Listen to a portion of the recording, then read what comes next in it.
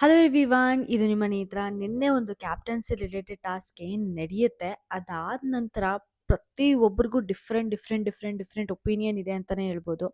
ಸ್ವಲ್ಪ ಜನ ಭವ್ಯವ್ರದ್ದು ಏನು ತಪ್ಪಿಲ್ಲ, ಆ ಬಾಲ್ ಗೊಂಚಲಿಂದ ಬೇರೆ ಗೊಂಚಲಿಂದ ಬಿದ್ದಿದೆಯಾ ಇಲ್ವಾ ಅನ್ನೋದು ಅವ್ರಿಗೆ ಕೂಡ ಡೌಟ್ ಇದೆ.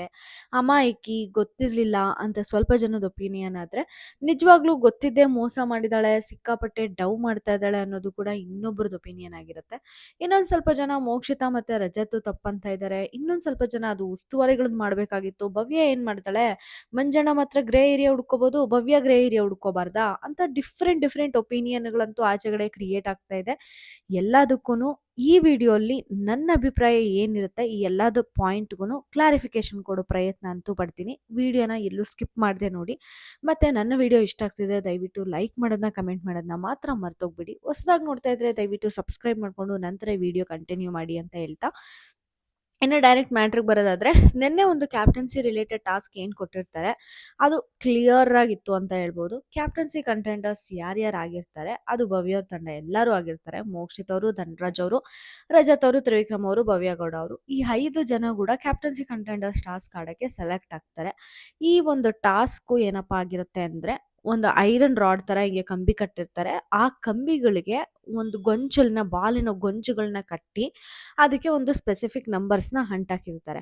ಕಾಲಕ್ಕೂ ಬಿಗ್ ಬಾಸ್ ಯಾವ ನಂಬರ್ನ ಕರೀತಾರೋ ಆ ನಂಬರಲ್ಲಿ ಕಟ್ಟಿರೋ ಬಾಲ್ ಗೊಂಚುಗಳನ್ನ ಬಿಡಿಸ್ಕೊಂಡು ಅವರ ಮೇಜಿನ ಮುಂದೆ ನಿಂತು ಅವರಿಗೆ ಸಂಬಂಧಪಟ್ಟ ಒಂದು ಬುಟ್ಟಿಲಿ ಹಾಕ್ಬೇಕಾಗಿರುತ್ತೆ ಕಂಟೆಸ್ಟೆಂಟ್ಸ್. ಇದು ತುಂಬಾ ಕ್ಲಿಯರ್ ಆಗಿರುತ್ತೆ. ಸ್ಟಾರ್ಟಿಂಗು 9ನೇ ನಂಬರ್ ಬಿಗ್ ಬಾಸ್ ಹೇಳ್ತಾರೆ, ಆ ಬಂಚಲಿಗೆ ಅಟ್ಯಾಕ್ ಮಾಡಕ್ಕೆ ಎಲ್ಲರೂ ಹೋಗ್ತಾರೆ. ನೀವು ನೋಡಿದ್ರೆ ಕ್ಲೀನಾಗಿ ಎಪಿಸೋಡ್ನ ಎಲ್ಲರೂ ಹೋಗ್ತಾರೆ. ಆ ಗೊಂಚಲಿಗೆ ಫೈಟ್ ಮಾಡ್ತಾ ಇರ್ಬೇಕಾದ್ರೆ ಹಿಂದೆಯಿಂದ ಬಾಲ್ ಬೀಳುತ್ತೆ. ಅದು ಅಲ್ಲಿ ಉಸ್ತುವಾರಿಯಾದ ಚೈತ್ರ ಮತ್ತೆ ಮಂಜಣ್ಣ ಅವರು ಡೆಫಿನೆಟ್ಲಿ ನೋಡ್ಬೇಕಿತ್ತು. ಅದು ಏನಾದ್ರೆ ಸೆಂಟರಲ್ಲಿ ಇವರೆಲ್ಲ ಫೈಟ್ ಮಾಡ್ಕೊಳ್ತಿರ್ಬೇಕಾದ್ರೆ ಅದಾಗಿರೋದಲ್ಲ. ಇನಿಷಿಯಲಿನೇ ಫಸ್ಟ್ ಸ್ಟೇಜಲ್ಲೇ ಬಿದ್ದ ತಕ್ಷಣ ಚೈತ್ರ ಮತ್ತೆ ಮಂಜಣ್ಣ ಇವರಿಬ್ಬರಲ್ಲಿ ಯಾರಾದ್ರೂ ಒಬ್ರ ಗಮನ ಆದ್ರೂ ಕೂಡ ಆ ಬಾಲ್ ಮೇಲೆ ಹೋಗ್ಬೇಕಾಗಿತ್ತು ಅಂತ ನನಗನ್ನಿಸ್ತು. ಇನ್ನು ಅದನ್ನ ಬಿಟ್ರೆ ಓಕೆ, ಇವರೆಲ್ಲ ಅದು ಫಸ್ಟ್ ತಪ್ಪು, ಉಸ್ತುವಾರಿಗಳ ಫಸ್ಟ್ ತಪ್ಪು. ಆ ಬಾಲು ಬಿದ್ದಿದ್ಯಾ ಇಲ್ವಾ ಅಂತ ನೋಡದೇ ಇರೋದು. ಎಲ್ಲಾನು ನೋಡೋಕ್ಕಾಗಲ್ಲ ಉಸ್ತುವಾರಿಗಳು ಅಂದ್ರೆ, ಅದೇನ್ ಮಹಾವಿದ್ಯೆ ಅಲ್ಲ. ಅಲ್ಲಿ ಆಕ್ಚುಲಿ ಅಲ್ಲಿ ಫ್ರಂಟ್ ಆಗೆ ಅಲ್ಲೇ ಬಿದ್ದಿರೋ ಬಾಲು ಎಲ್ಲ ಒಂದು ಫ್ರಾಕ್ಷನ್ ಆಫ್ ಸೆಕೆಂಡ್ ಅಲ್ಲಂತೂ ಆಗಿಲ್ಲ. ಯಾರು ಡೋರ್ ಹೊಡಿತಾ ಇದ್ದಾರೆ, 1 ಸೆಕೆಂಡ್. ದೀದಿ ನೈ ಚಾಹಿಯೇ ದೀದಿ. ಹಂಗೆ ಕಂಟಿನ್ಯೂ ಮಾಡ್ತೀನಿ. ಆ ಒಂದು ಬಾಲು ಫ್ರಾಕ್ಷನ್ ಆಫ್ ಸೆಕೆಂಡಲ್ಲಿ ಬಿದ್ದೋಯ್ತು, ಅದನ್ನ ಅಬ್ಸರ್ವ್ ಮಾಡೋಕ್ಕಾಗಲಿಲ್ಲ ಉಸ್ತುವಾರಿಗಳು. ಡಿಸಿಷನ್ ಸ್ವಲ್ಪ ಟಫ್ ಆಗಿರುತ್ತೆ ಅನ್ನೋ ಥರ ಏನೂ ಇರಲಿಲ್ಲ ಆಯಿತಾ. ಇವ್ರು ಅಟ್ಯಾಕ್ ಮಾಡಬೇಕಾದ್ರೆ ಬೇರೆ ಗೊಂಚಲಿಂದ ಬಾಲು ಬೀಳುತ್ತಾ ಅದನ್ನ ಕಂಟೆಸ್ಟೆಂಟ್ಸು ತಗೊಳ್ತಾರಾ ಅನ್ನೋದನ್ನ ನೋಡಬೇಕಾಗಿದೆ. ಇದು ಉಸ್ತುವಾರಿಗಳ ಕರ್ತವ್ಯ ಆಗಿರುತ್ತೆ. ಅದರಲ್ಲಿ ಉಸ್ತುವಾರಿಗಳು ಎಡವುತ್ತಾರೆ. ಅದು ಮಾಡಿದ ಉಸ್ತುವಾರಿಗಳ ತಪ್ಪು, ಫಸ್ಟ್ ತಪ್ಪು ಆಯಿತಾ. ಅದಾದ ನಂತರ ಏನಾಗುತ್ತೆ, ಇನ್ನು ಮಿಕ್ಕಿರೋ ಗೊಂಚುಗಳು ಬಾಲನ್ನು 9ನೇ ನಂಬರ್ ಗೊಂಚಲು ಬಾಲ್ನ ಅಟ್ಯಾಕ್ ಮಾಡ್ತಿರ್ಬೇಕಾದ್ರೆ ಏನಾಗುತ್ತೆ, ಎಲ್ಲ ಬಾಲ್ನು ತ್ರಿವಿಕ್ರಮು ಮತ್ತೆ ಈ ಕಡೆ ನಮ್ಮ ಮೋಸ್ಟ್ ಆಫ್ ದ ಬಾಲ್ಸ್ನ ನಮ್ಮ ತ್ರಿವಿಕ್ರಮು ಮತ್ತೆ ಧನರಾಜ್ ಅವರು ಎತ್ಕೊಬಿಡ್ತಾರೆ. ಇನ್ನು ಮಿಕ್ಕಿದ್ದು 2 ಬಾಲ್ ಮಾತ್ರ ಕೆಳಗಡೆ ಬೀಳುತ್ತೆ. ಭವ್ಯ ಅವ್ರು ತಗೊಳಕ್ ಹೋಗೋ ಬಾಲ್ ಏನಾಗುತ್ತೆ, ಜಾರ್ ಬಿಟ್ಟು ಆ ಕಡೆ ಹೋಗುತ್ತೆ. ಅದನ್ನ ಎತ್ಕೊಳ್ಳೋಕೆ ರಜತ್ ಹೋಗ್ತಾರೆ.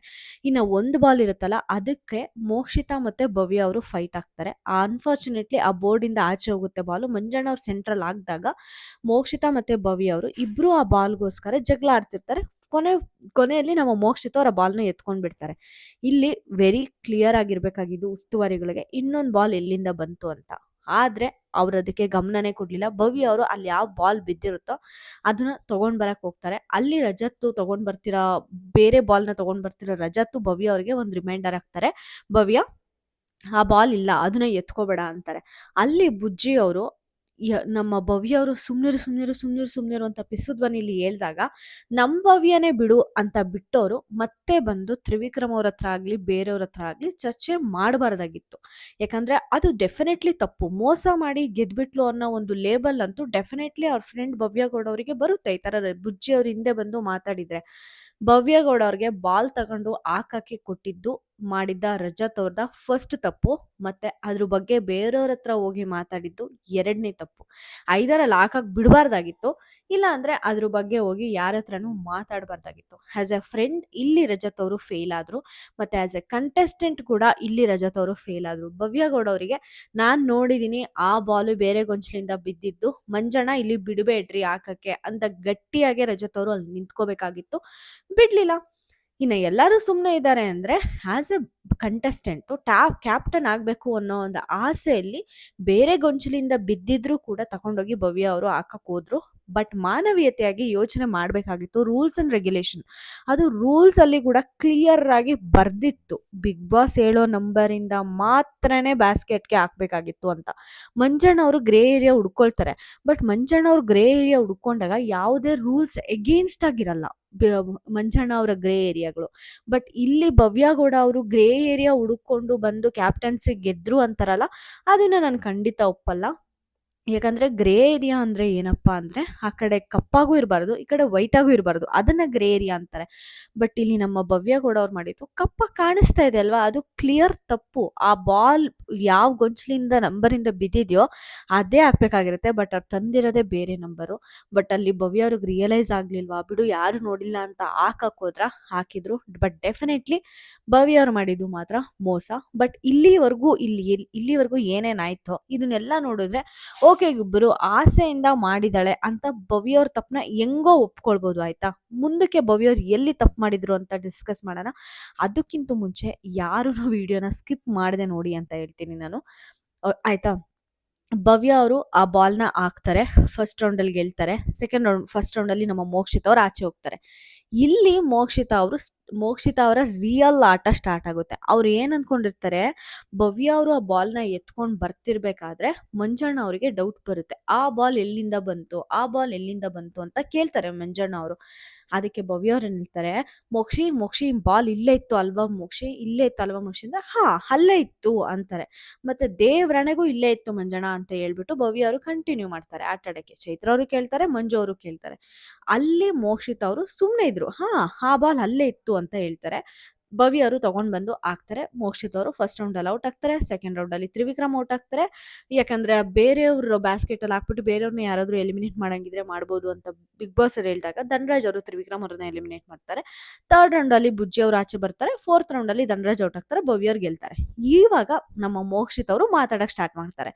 ಅಂದ್ರೆ ಮೋಕ್ಷಿತ್ ಅವ್ರು ಏನ್ ಅನ್ಕೊಂಡಿದ್ರು, ಹೆಂಗಿದ್ರು ಕ್ಯಾಪ್ಟನ್ ಆಗಲ್ಲ, ಬಿಟ್ಬಿಡೋಣ ಬಿಡು ಅಂತ ಅನ್ಕೊಂಡಿದ್ರು. ಆದ್ರೆ ಅನ್ಫಾರ್ಚುನೇಟ್ಲಿ ಇಲ್ಲಿ ಭವ್ಯನೇ ಕ್ಯಾಪ್ಟನ್ ಆಗೋದ್ರು. ಅಲ್ಲಿ ಮೋಕ್ಷಿತ್ ಅವರಿಗೆ ಹೊಟ್ಟೆ ಉರಿಯಿಂದಾನೆ, ಜಲಸಿ ಫೀಲ್ ಇಂದಾನೆ ಮತ್ತೆ ಮಾತಾಡಕ್ಕೆ ಸ್ಟಾರ್ಟ್ ಮಾಡಿದ್ರು ಅನ್ನೋದು ಮಾತ್ರ ಕ್ಲಿಯರ್ ಆಗಿ ಗೊತ್ತಾಗುತ್ತೆ. ಮಂಜಣ್ಣ ಅವ್ರ ಹತ್ರ ಹೋಗಿ ಹೇಳ್ತಾರೆ, ಉಸ್ತುವಾರಿಗಳಾದ ನೀವು ನೋಡ್ಕೋಬೇಕಾಗಿತ್ತು, ನಾನ್ ಯಾಕೆ ಅಲ್ಲಿ ಮಾತಾಡ್ಲಿ, ನಾನು ಆಸ್ ಎ ಕಂಟೆಸ್ಟೆಂಟ್ ನಾನು ಆಡೋದ್ ಬಿಟ್ಟು ನಾನು ಮಾತಾಡ್ಬೇಕಾಗಿತ್ತಾ, ಅದು ಬೇರೆ ಗೊಂಚಲಿಂದ ಬಿದ್ದಿರೋ ಬಾಲ್ನ ಹಾಕಕ್ ಬಂದಿರೋದು ಭವ್ಯ ಅವರು, ಅದನ್ನ ನೋಡ್ಬೇಕಾಗಿರೋದು ನೀವು, ನಾನ್ ಯಾಕೆ ಹೇಳ್ಬೇಕು ಅಂತಾರೆ ಮೋಕ್ಷಿತ್ ಅವರು. ಹಂಗಾದ್ರೆ ಬೇರೆ ಆಟ ಆಡ್ತಿರ್ಬೇಕಾದ್ರೆ ಉಸ್ತುವಾರಿಗಳು ತಪ್ಪು ಮಾಡ್ತಾ ಇದ್ರು ಕೂಡ ಇವ್ರು ಯಾವತ್ತೂ ವಾಯ್ಸ್ ರೇಸ್ ಮಾಡಿಲ್ವಾ, ಇವ್ರು ಯಾವತ್ತೂ ಕಿರ್ಚಿ ಉಸ್ತುವಾರಿಗಳಿಗೆ ಅದನ್ನ ಒಪ್ಪಲ್ಲ, ನಾವು ಅದನ್ನ ಮಾಡ್ಬೇಡ್ವಿ ಅಂತ ಮೋಕ್ಷಿತ್ ಅವ್ರು ಹೇಳೇ ಇಲ್ವಾ. ಅಷ್ಟು ದಾನವೀರ ಶೂರ ಕರ್ಣಿನ ಮೋಕ್ಷಿತ್ ಅವರು, ಹೋಗ್ಲಿ ಬಿಡು ಆಡ್ಕೊಂಬ್ಲಿ ಬಿಡು, ಉಸ್ತುವಾರಿಗಳೇ ನೋಡಿಲ್ಲ ಅಂದ್ರೆ ನನ್ಗೆ ಯಾಕೆ ಅಂತ ಪ್ರತಿ ಆಟದಲ್ಲೂ ಕೂಡ ಉಸ್ತುವಾರಿಗಳಿಗೇನು ಹೇಳ್ದಂಗೆನೇನೆ ಸುಮ್ನೆ ಕೈ ಕಟ್ಕೊಂಡು ಕುತ್ಕೊಂಡ್ ಬಂದಿದಾರ. ಇಲ್ಲ ತಾನೆ, ಎಷ್ಟೊಂದ್ಸಲ ಕೀರಾಡಿ ಕಿರ್ಚಾಡಿ ಉಸ್ತುವಾರಿಗಳ ಮೇಲೆ ಜಗಳ ಎಲ್ಲ ಮಾಡಿದಾರಲ್ವಾ, ಉಸ್ತುವಾರಿಗಳು ರಾಂಗ್ ಅನ್ನಿಸ್ದಾಗ. ಅದೇ ಈ ಪಾಯಿಂಟ್ ಅಲ್ಲಿ ಮಾತ್ರ ಯಾಕೆ ಸುಮ್ನೆ ಇದ್ರು ಮೋಕ್ಷಿತ ಅವರು, ಯಾಕಂದ್ರೆ ಅಲ್ಲಿ ಕ್ಯಾಪ್ಟನ್ ತ್ರಿವಿಕ್ರಮೋ ರಜತ್ತೋ ಯಾರೇ ಒಬ್ರು ಆಗ್ತಾರೆ, ಅಷ್ಟು ಕ್ವಿಕ್ ಆಗಿ ಗೊಂಚಲ್ ನಮಗ್ ಕೀಳಕ್ಕಾಗಲ್ಲ, ಅವಳಿಗೆ ಹೆಂಗಾದ್ರೂ ಮಾಡ್ಕೊಳ್ಳಿ ಬಿಡು, ಮೋಸನ ಏನೋ ಒಂದು ಗೆದ್ರೆ ತಾನೆ ಲಾಸ್ಟ್ಗೆ ಅವಳು ಅನ್ನೋ ಒಂದು ಕನ್ಕ್ಲೂಷನ್ ಅವ್ರ ತಲೆಯಲ್ಲಿ ಇತ್ತು ಭವ್ಯ ಅವ್ರ ಗೇಮ್ ಆಡ್ತಿರ್ಬೇಕಾದ್ರೆ. ಬಟ್ ಸಡನ್ ಆಗಿ ಭವ್ಯ ಅವ್ರ ಗೆದ್ದ ತಕ್ಷಣ ಈ ಕಡೆ ಮೋಕ್ಷಿತ ಅವರು ಮಂಜಣ್ಣಗೆ ಕ್ವಶನ್ ಮಾಡ್ತಾರೆ, ಅದನ್ನ ಎಳ್ದು ಇದು ಒಂದು ದೊಡ್ಡ ವಿಷಯನೇ ಮಾಡ್ತಾರೆ. ಇದೆಲ್ಲ ಆದ್ಮೇಲೆ ರಜತ್ ಬುಜ್ಜಿ ಎಂಟ್ರೆನ್ಸ್ ಬರ್ತಾರೆ. ನಾನು ರಜತ್ ಬುಜ್ಜಿಯಿಂದ ಖಂಡಿತ ಎಕ್ಸ್ಪೆಕ್ಟ್ ಮಾಡಿರ್ಲಿಲ್ಲ. ಆ ಗೊಂಚಲಿಂದ ಬಾಲ್ ಬೀಳ್ಲಿಲ್ಲ, ಅದು ಬೇರೆ ಗೊಂಚಲಿಂದ ಬಿದ್ದಿತ್ತು ಅಂತ ನಾನು ನೋಡ್ದೆ, ನನಗೂ ಗೊತ್ತು ಅಂತ ಅಂತಾರೆ ರಜತ್ ಬುಜ್ಜಿ ಅವರು. ಇಲ್ಲಿ ರಜತ್ ಬುಜ್ಜಿ ಅವರು ನಾನು ನೋಡ್ದೆ ಅಂತ ಅಂದೋರು ಓಕೆ. ಅಲ್ಲಿ ಭವ್ಯ ಅವರು ಎತ್ಕೊಳ್ತಿರ್ಬೇಕಾದ್ರೆ ಸುಮ್ನೆ ಇರು. ಇಲ್ಲಿ ಇಂಟರ್ಫಿಯರೇ ಆಗ್ಬಾರ್ದಾಗಿತ್ತು ಆಯ್ತಾ? ರಜತ್ ಅವರು. ಯಾಕಂದ್ರೆ ಅಲ್ಲಿ ಆಲ್ರೆಡಿ ಭವ್ಯ ಅವರು ಸುಮ್ನೆ ಇರು ಅಂದ ತಕ್ಷಣ ನಮ್ಮ ಭವ್ಯ ಅಲ್ವಾ ಅಂತ ನಾನು ಸುಮ್ನೆ ಅದೆ ಅಂದೋರು. ಇಲ್ಲಿ ನಿಮ್ಮ ಭವ್ಯ ಬಗ್ಗೆನೇ ನಿಮ್ಗೆ ಮಾತಾಡ್ತಾ ಇದ್ದಂಗೆ ಅನ್ಸಲ್ವಾ ರಜತ್ ಅವರೇ ಅಂತ ಅನ್ನಿಸ್ತು. ಅಷ್ಟು ಅಲ್ದೇನೆ ತ್ರಿವಿಕ್ರಮ್ ಅವ್ರ ಹತ್ರ ಕೂಡ ಹೋಗಿ ಹೇಳ್ತಾರೆ. ಅದು ಭವ್ಯ ಕೂಡ ಗೊತ್ತು. ಆ ಬೇರೆ ಗೊಂಚಲಿಂದ ಬಿದ್ದಿರೋದು ಅಂತ ಹೋಗ್ಬಿಟ್ಟು ನಮ್ಮ ರಜತ್ ಅವ್ರಿಗೂ ಕೂಡ ಹಾಕ್ಕೊಡ್ತಾರೆ ಅಲ್ಲಿ. ತ್ರಿವಿಕ್ರಮಗ್ ಕೂಡ ಹಾಕ್ಕೊಡ್ತಾರೆ ರಜತ್ ಅವ್ರು ಅಲ್ಲೋಗಿ. ಏನ್ ಗುರು ಹಿಂಗ್ ಮಾಡ್ತಾ ಇದಾರೆ ಅಂತ ಅನ್ನಿಸ್ತು. ಮೋಕ್ಷಿತಾ ಅವರು ಮತ್ತೆ ಮಂಜಣ್ಣ ಅವರು ಕ್ಲಾರಿಟಿ ಕೇಳಕ್ಕೆ ಬಂದಾಗ ಕೂಡ ಭವ್ಯ ಅವರು ದೇವ್ರಾಣೆ ನನಗ್ ಗೊತ್ತಿಲ್ಲ ಯಾವ ಗೊಂಚಲಿಂದ ಬಿತ್ತು ಅಂತ ಭವ್ಯ ಅವರು ಕೂಡ ಹೇಳ್ತಾರೆ. ಅದು ನಿಜಾನೇ ಆಯ್ತಾ? ಭವ್ಯ ಅವರು ಇಲ್ಲಿ ಒಪ್ಕೊಂಡಿದ್ದಿದ್ರೆ ಚೆನ್ನಾಗಿರ್ತಿತ್ತು. ಇಷ್ಟೆಲ್ಲ ರಾಮಾಯಣನೇ ಆಗ್ತಾ ಇರ್ಲಿಲ್ಲ ಅಂತ ಅನ್ನಿಸ್ತು ನನಗೆ. ಆ ಬೇರೆ ನಂಬರಿಂದ ಬಿದ್ದಿರೋ ಗೊಂಚಲನ್ನ ನಾನು ತಗೊಂಡ್ ಬಂದೆ. ಅಂದ್ರೆ ಅದು ಬೇರೆ ಗೊಂಚಲಿಂದ ಬಿದ್ದಿದ್ಯಾ ಇಲ್ವಾ ಅಂತ ನನಗೂ ಕೂಡ ಕ್ಲಾರಿಟಿ ಇರ್ಲಿಲ್ಲ. ಬಟ್ ಆ ಮೂಮೆಂಟ್‌ಗೆ ನಾನು ಎತ್ಕೊಂಡೋಗಿ ಹಾಕ್ಬಿಡೋಣ, ಕ್ಯಾಪ್ಟನ್ ಆಗೋಣ ಒಂದು ಅವಸರದಲ್ಲಿ ನಾನು ತಂದು ಹಾಕಿದೆ ಅಂತ ಭವ್ಯ ಅವರು ಕೂಡ ಅಲ್ಲಿ ಒಪ್ಕೊಂಡಿದ್ದಿದ್ರೆ ಚೆನ್ನಾಗಿರ್ತಿತ್ತು. ದೇವರನ್ನೇ ನನಗೆ ಯಾವ ಗೊಂಚಲಿಂದನೂ ಬಿದ್ದಿಲ್ಲ. ಬಟ್ ನಮ್ಗೊಂಚಲಿಂದ ಬಿದ್ದಿಲ್ಲ ಅನ್ನೋದು ಕೂಡ ನನಗೆ ಡೌಟ್ ಇತ್ತು. ಬಟ್ ಆದ್ರೆ ನಾನು ಕ್ಯಾಪ್ಟನ್ ಆಗ್ಬೇಕಾ ಅಂತ ಆಸೆಯಲ್ಲಿ ತಗೊಂಡ್ ಬಂದು ಹಾಕ್ದೆ. ಉಸ್ತುವಾರಿಗಳಾಗಿರೋ ನೀವು ಇದನ್ನ ನೋಡ್ಕೊಳ್ಬೇಕಾಗಿತ್ತು. ಇದು ನನ್ನ ತಪ್ಪಲ್ಲ ಅಂತ ಒಂದೇ ಒಂದು ಸ್ಟೇಟ್ಮೆಂಟ್ ಅಲ್ಲಿ ಭವ್ಯ ಮಂಜಣ್ಣ ಕೊಟ್ಬಿಟ್ಟಿದ್ದಿದ್ರೆ ಭವ್ಯ ಇವತ್ತು ಎಲ್ಲೋ ಹೋಗಿರೋರು. ಇವತ್ತು ಏನ್ ಮಾಡ್ತಾರೆ ಕಿಚ್ಚನ ಪಂಚಾಯತಿಲಿ ಅಂತ ನಾವಂತೂ ಕಾದ್ ನೋಡ್ಬೇಕಾಗುತ್ತೆ. ಇದನ್ನ ಯಾವ ಮಟ್ಟಿಗೆ ಎಕ್ಸ್ಟೆಂಡ್ ಮಾಡ್ತಾರೆ, ಈ ಕ್ಯಾಪ್ಟನ್ಸಿನ ತೆಗ್ದಾಕ್ತಾರೆ ಏನು ಅಂತ. ಆದ್ರೆ ಅಲ್ಲಿ ಹಂಗ್ ಹೇಳ್ದಂಗೆ ಭವ್ಯ ಅವರು ಒಂದ್ ಸ್ವಲ್ಪ ಸುಳ್ಳು ಹೇಳಕ್ಕೆ, ಮುಚ್ಚಾಕೊಳಕ್ಕೆ ಮಾತ್ರ ಪ್ರಯತ್ನ ಪಟ್ರು. ಅದನ್ನ ರಜತ್ ಅವರು ತ್ರಿವಿಕ್ರಮ್ ಅವ್ರ ಹತ್ರ ಕೂಡ ಡಿಸ್ಕಸ್ ಮಾಡ್ತಾರೆ. ಅವಳು ದೇವರಾಣೆ ಹುಟ್ಟಿದ್ದು ಬಾಲ್ ಯಾವ ಗೊಂಚಲಿಂದ ಬಿದ್ದಿದ್ದು ಅಂತ ನನಗೆ ಗೊತ್ತಿಲ್ಲ ಅಂತ. ಬಟ್ ಅವಳಿಗೂ ಕ್ಲಿಯರ್ ಆಗಿ ಗೊತ್ತು ಆ ನಂಬರಿಂದ ಆ ಬಾಲು ಬಿದ್ದಿಲ್ಲ ಅಂತ ಅಂದ್ಬಿಟ್ಟು ತ್ರಿವಿಕ್ರಮ್ ಅವ್ರ ಹತ್ರ ಡಿಸ್ಕಸ್ ಮಾಡ್ತಾರೆ. ನನಗೆ ಇಲ್ಲಿ ತುಂಬಾ ಅಂದ್ರೆ ತುಂಬಾ ಇಷ್ಟ ಆಗಿದ್ದು ತ್ರಿವಿಕ್ರಮು. ಯಾಕಂದ್ರೆ ರಜತ್ ಮುಂದೆನೆ ಭವ್ಯನ ಕರೆದು ಮಾತಾಡ್ಸಕ್ಕೆ ತ್ರಿವಿಕ್ರಮ್ಗೆ ಒಂದು ಸೆಕೆಂಡ್ ಸಾಕಾಗಿತ್ತು ಆಯ್ತಾ. ಬಟ್ ಆದ್ರೆ ನನ್ನ ಫ್ರೆಂಡು ಅವಳಿಗೆ ಎಲ್ಲಿ ಒಂದು ಅವಮಾನ ಆಗುತ್ತೆ, ಅವಳಿಗೆ ಎಲ್ಲಿ ಬೇಜಾರಾಗುತ್ತೆ ಅಂತ ಒಂದು ಎಲ್ಲಾ ಪಾಯಿಂಟ್ಸ್‌ನು ಕನ್ಸಿಡರ್ ಮಾಡ್ಕೊಂಡು ಭವ್ಯ ಅವ್ರನ್ನ ಸಪರೇಟ್ ಆಗಿ ಕರೆದು ಮಾತಾಡ್ತಾರೆ ತ್ರಿವಿಕ್ರಮು. ಈ ತರ ರಜತ್ ಹಂಗಂದ, ಅವಳಿಗೂ ಗೊತ್ತು ಆ ಗೊಂಚಲಿಂದ ಬಿದ್ದಿರೋದಲ್ಲ ಬೇರೆ ಗೊಂಚಲಿಂದ ಬಿದ್ದಿರೋದು ಅಂತ ಇದು ನಿಜಾನಾ? ಮತ್ತೆ ಅಷ್ಟಲ್ದೇನೆ ನೀನು ಸುಮ್ನಿರು ಅಂದಂತೆ ಅವನು ರಜತ್ ಎತ್ಕೋಬೇಡ ಬಾಲ್‌ನು ಅಂತ ರಜತ್ ಆ ಬಾಲ್‌ನ ಎತ್ಕೋಬೇಡ ಅಂತ ಭವ್ಯಗೆ ಹೇಳ್ದಾಗ ಭವ್ಯರು ಸುಮ್ನೆ ಇರು ಅಂತ ಅಂದ್ರಲ್ಲ, ಅದನ್ನ ಹಿಂಗಂದ ನೀನು ಅಂತ ಹೋಗ್ಬಿಟ್ಟು ತ್ರಿವಿಕ್ರಮ ಭವ್ಯವ್ರನ್ನ ಕೇಳಿದಾಗ ಭವ್ಯ ಅವರು ಸುಮ್ನೆ ಇರು ರಜತ್ ಅಂದೆ ನಾನು, ಸುಮ್ನೆ ಹೋಗಿ ರಜತ್ ಅಂದಿದ್ದು ನಾನು ಅಂತಾರೆ. ಬಟ್ ಅಲ್ಲಿ ಭವ್ಯ ಅವರು ಸುಮ್ನೆ ಹೋಗಿ ರಜತ್ ಅಂದಿಲ್ಲ, ಸುಮ್ನಿರು ಅಂತಾನೆ ಅಂದಿದ್ದು. ನಾನು ಕ್ಲಿಯರ್ ಆಗಿ ಆಡಿಯೋ ಕೇಳಿಸ್ಕೊಂಡಾಗೂ ಕೂಡ ರಜತ್ ಹೇಳಿದ್ದೇನೆ ನಿಜ. ಸುಮ್ನಿರು ಅಂದ್ರು. ಅದಕ್ಕೆ ರಜತ್ ಅವರು ಹೌದಾ ಅಂತ ಅಂದ್ಬಿಟ್ಟು ಸುಮ್ನೆ ಆಗ್ತಾರೆ. ಬಟ್ ಇಲ್ಲಿ ಆಸ್ ಅ ಫ್ರೆಂಡ್ ತ್ರಿವಿಕ್ರಮ್ ಅವ್ರ ಹತ್ರ ಆದ್ರೂ ಕೂಡ ಭವ್ಯ ಅವರು ಆನೆಸ್ಟ್ ಆಗಿರ್ಬೇಕಾಗಿತ್ತು. ಒಂದು ಫ್ರೆಂಡ್ ಹತ್ರ ನಾವು ಯಾವತ್ತೂ ಸುಳ್ಳು ಹೇಳಲ್ಲ. ನಾನಂತೂ ಆಕ್ಚುಲಿ ಫ್ರೆಂಡ್ ಹತ್ರ ಸುಳ್ಳು ಹೇಳೋದೇ ಇಲ್ಲ. ಅದು ಎಂಥ ಮ್ಯಾಟರ್ ಆಗಿರ್ಬೋದು.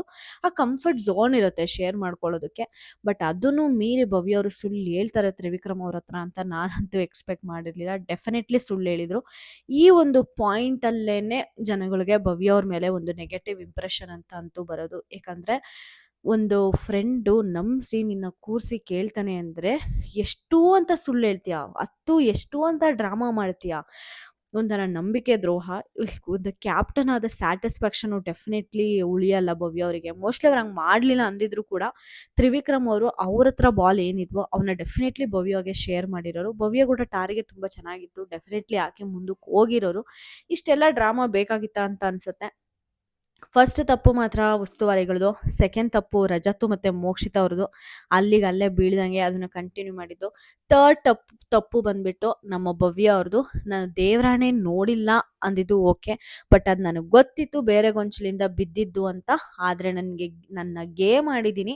ಉಸ್ತುವಾರಿಗಳ ತಪ್ಪು ನಿಮ್ದು, ನೀವು ನೋಡ್ಕೋಬೇಕಾಗಿತ್ತು ಅಂತ ಒಂದು ಕನ್ಕ್ಲೂಷನ್ ಕೊಟ್ಟಿದ್ರೆ ಚೆನ್ನಾಗಿರೋದು. ಅಲ್ಲಿ ಭವ್ಯ ಅವ್ರದ್ದು ತಪ್ಪಿತ್ತು.